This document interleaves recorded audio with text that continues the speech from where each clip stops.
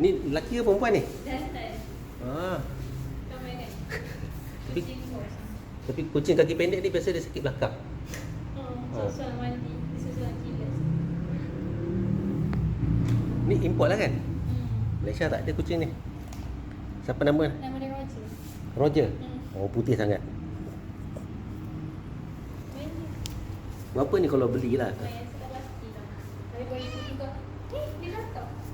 Kan? Ha. Kucing nak bagi salam macam ni.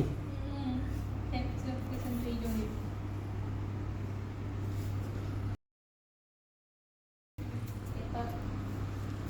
Apa kata katik? Katik. Oh, katik. Tapi dia punya muscle kot. Dia punya sebabkan. Ada lagi seekor kat belakang. Ya. Yeah. Anak dia. Okey, ada seekor lagi kat dapur. Kacuk kecil kampung. Jom tengok kaki dia pendek tak? Pendek juga. Ya. Yeah. Pendek juga. Oh, yang bawah tu. Oh, dah dewasa anak dia. Yang tu tua lah. Ya. Kaki pendek juga. Ni jantan.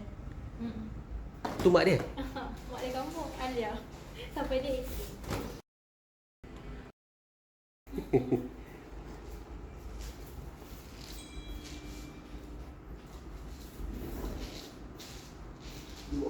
Oh, muka dia ikut muka mak dia.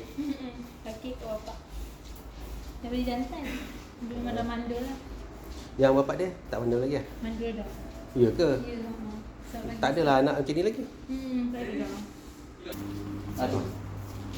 Dia dah tak takut dah.